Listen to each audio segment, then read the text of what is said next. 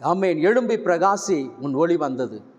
ஆமேன். கடைசியாக ஒரு காரியத்தை சொல்லி ஆமேன் முடிக்கிறேன். கடைசியாக மனம் திரும்புதல். மனம் திரும்புதல். யோனா தீர்க்கதரிசியின் புஸ்தகம், யோனாவின் புஸ்தகத்தில் 1 அதிகாரம் 2 வசனம். 2 வசனம். நீ எழுந்து மகா நகரமாகிய நினிவேக்கு போய் அதற்கு விரோதமாக பிரசங்கி, அவர்களுடைய அக்கிரமம் என் சமூகத்தில் வந்து எட்டினது. ஆமேன். 3வதாக, முதல் காரியம், சோர்விலிருந்து எழும்பும் பொழுது கர்த்தர் பிரகாசிக்கும்படியாக செய்வார்.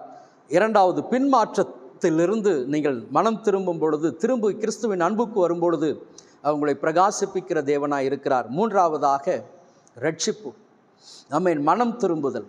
மனம் திரும்புதல். அப்போ இந்த அனுபவத்தை நீங்கள் வாசிக்கும் பொழுது ஆண்டவர் தீர்க்கதரிசியினிடத்தில், யோனா தீர்க்கதரிசியினிடத்தில் சொல்லுகிறார், நம்ம நீ எழுந்து மகா நகரமாகிய நினிவேக்கு போய் அதற்கு விரோதமாக பிரசங்கி. நினிவேக்கு விரோதமாக பிரசங்கி. நினிவேயை ஆசீர்வதிக்கும்படியாக கர்த்தர் ஊழியக்காரனை அனுப்பல. அந்த நினிவேக்கு விரோதமாக பிரசங்கி. அப்போ அந்த வார்த்தைகள் எவ்வளவு கடினமாக இருக்கும், எவ்வளவு கடினமாக இருக்கும் பாருங்க. அப்போ தீர்க்கதரிசி உடனடியாக கர்த்தருடைய வார்த்தைக்கு செவி கொடுத்தாரா என்றால் செவி கொடுக்கலை.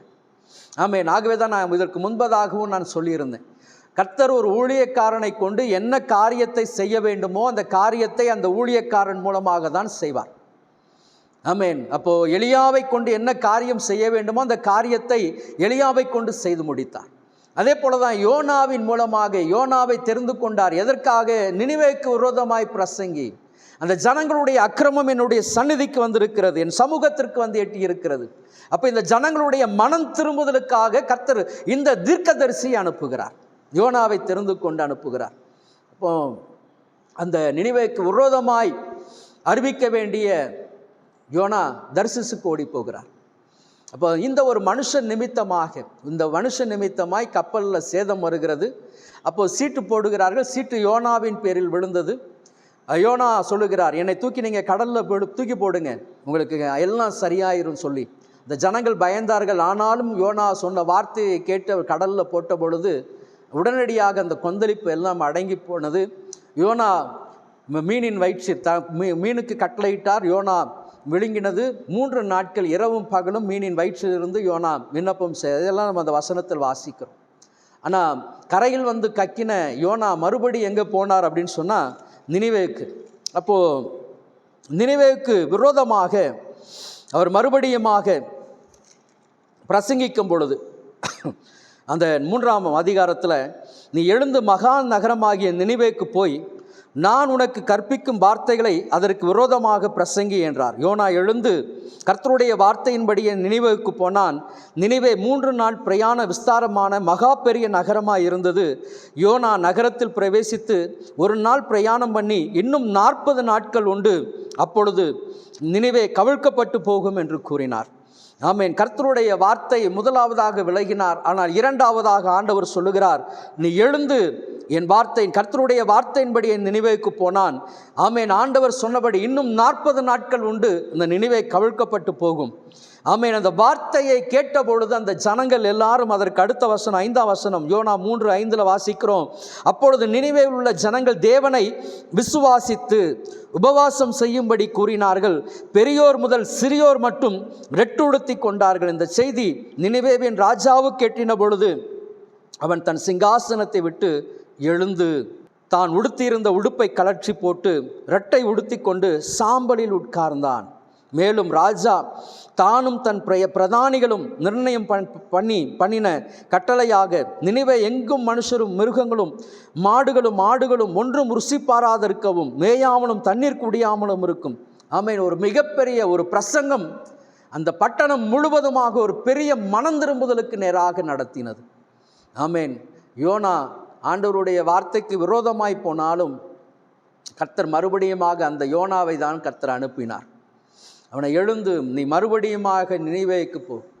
ஆமேன். ராஜா அந்த வார்த்தையை கேட்டபொழுது, கர்த்தருடைய வார்த்தையை கேட்டபொழுது அங்கே இருக்கிற சிறியோர் முதல் பெரியோர் வரை, மாடு மிருக ஜீவன்கள் எல்லாவற்றும், ராஜா தன் சிங்காசனத்தை விட்டு எழுந்து தன்னுடைய உடுப்பையெல்லாம் கழற்றி ரெட்டுடுத்தி சாம்பலில் அமர்ந்து தன்னை தாழ்த்துகிற அந்த அனுபவத்துக்கு நேராக ஒரே பிரசங்கம்.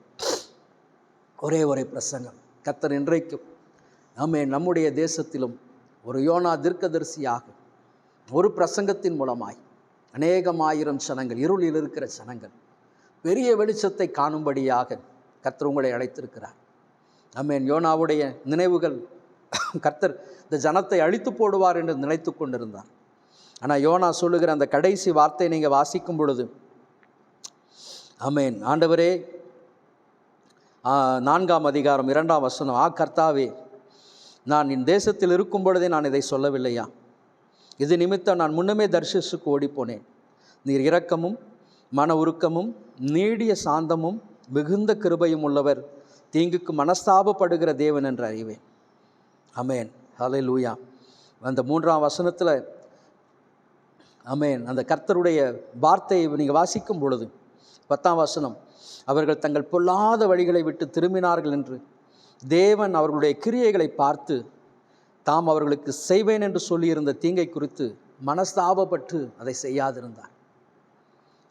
அதை செய்யாதிருந்தார். கர்த்தர் நம் மீது எவ்வளவு அன்பு கூறுகிற ஒரு தேவன் பாருங்கள்.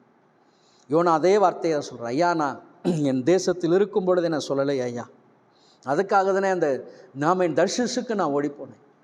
ஐயா, உம்முடைய குணாதிசயம் எனக்கு தெரியுமே. ஒரு தீர்க்கதரிசிக்கு கர்த்தருடைய குணாதிசயம் தெரியும். அப்போ ஒரு கர்த்தருடைய ஊழியக்காரன், கர்த்தருடைய இருதயத்தை அறிந்தவனுக்கு கர்த்தருடைய மனநிலை நல்லா தெரியும். ஆகவே தான் அவர் சொல்லுகிறார், ஐயா, நீர் இரக்கமும் மனதுருக்கம் உள்ள தேவன் ஐயா, நீடிய சாந்தமும் மிகுந்த கிருபையும் உள்ள தேவன். நீர் தீங்குக்கு மனஸ்தாபப்படுறீங்க ஐயா, நீங்கள் சொல்லுவீங்க ஆனால் செய்ய மாட்டீங்க. அதுதான் நான் சொன்னேன். அப்போ தான் ஆண்டவர் சொல்லுகிறார் பாருங்க. இந்த 4ஆம் அதிகாரம் 11ஆம் வசனம், வலது கைக்கும் இடது கைக்கும் வித்தியாசம் அறியாத 120,000 பேருக்கும் அதிகமான மனுஷர், இந்த அநேக மிருக ஜீவனும் இருக்கிற மகா நினிவேவுக்காக நான் பரிதவியாமல் இருப்பேனோ. ஆண்டவருடைய இருதயம் அதுதான்.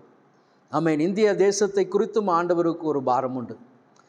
வலது கைக்கும் இடது கைக்கும் வித்தியாசம் தெரியாத இன்னும் அநேகமாயிரம் ஜனங்கள் இருக்கிறாங்க. கர்த்தர் இந்த தேசத்தில் உங்களை ஒரு ஊழியக்காரனாய், என்னை ஒரு ஊழியக்காரியாய் தெரிந்து கொண்டிருக்கிறார் என்று சொன்னார். கர்த்தரால் அழைக்கப்பட்டு கர்த்தர் தம்முடைய பரிசுத்த ஆவியினால் அபிஷேகம் பண்ணி முத்திரை மோதிரமாக கர்த்தர் நம்மை வைத்திருக்கிறார் என்று சொன்னார். காரணம் என்ன அப்படின்னு சொன்னார், 160,000 இன்றைக்கு கோடிக்கும் அதிகமான ஜனங்கள், வலது கைக்கும் இடது கைக்கும் வித்தியாசம் தெரியாத அநேகமாயிரம் ஜனங்கள் இருக்கிறாங்க. அப்போ கர்த்தர் உங்களுக்கு என்ன ஊழியத்தை கொடுத்திருக்கிறாரோ, ஒரு சுவிசேஷகனுடைய ஊழியத்தை கொடுத்தால் சுவிசேஷ ஊழியத்தை செய்யுங்க. ஒரு தீர்க்கதரிசியின் ஊழியத்தை கொடுத்தால் அந்த ஊழியத்தை கர்த்தருக்காக நிறைவேற்றுங்க. எல்லாரும் அழிந்து போகிற ஆத்துமாக்களை குறித்த ஒரு பாரத்தை தான் கர்த்தர் நமக்கு கொடுத்து கொண்டே இருக்கிறார். ஐயோ, என் தேசத்தில் ஐயா இருளில் இருக்கிற ஜனங்கள் அநேகர் உண்டு ஐயா. தெய்வம் எது என்று அறியாதபடிக்கு தங்களை மாய்த்து கொண்டிருக்கிற அநேகமாயிரம் ஜனங்கள் உண்டு ஐயா. தெய்வம் தெய்வம் என்று தேடி தெய்வம் அல்லாதவைகளை ஐயா தெய்வம் தெய்வம் என்று அறிக்கையிட்டு கொண்டிருக்கிற அநேகமாயிரம் ஜனங்கள் இருக்கிறாங்க ஐயா. அப்போ அந்த ஜனங்களுக்காக இன்றைக்கும் ஆண்டவர் பரிதபித்து கொண்டிருக்கிறார். இந்திய தேசத்திற்காக பரிதபித்து கொண்டிருக்கிறார். யாரை அனுப்புவேன், யார் நமது காரியமாய் போவான்? என் தேசத்தில் இந்த திறந்த வாசல் இருக்கக்கூடிய இந்த நாட்களில் இன்னும் அநேகமாயிரம் ஜனங்கள் இந்த தேசத்தில் இருந்து கொண்டு இருக்கிறாங்க. என் சத்தத்துக்கு செவி கொடுக்கக்கூடிய அநேகமாயிரம் ஜனங்கள் இருக்கிறாங்க. யாரை கொண்டு நான் இவர்கள் இந்த ஜனத்தை சந்திப்பேன்?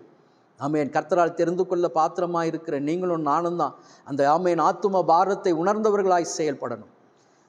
ஆத்தும பாரத்தை உணர்ந்து கொள்ளலாம்.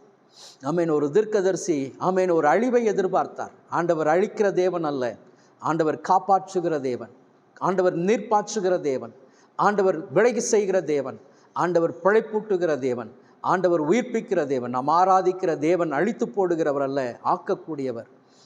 உருவாக்கக்கூடியவர், சிருஷ்டிகர்த்தர். அவர் எழுப்புதலை கொண்டு வருகிற தேவன். ஆகவே அழித்து போடும் என்று அல்ல, ஆண்டவர் எழும்பி கட்டுவோம் என்று சொல்லி வாங்க.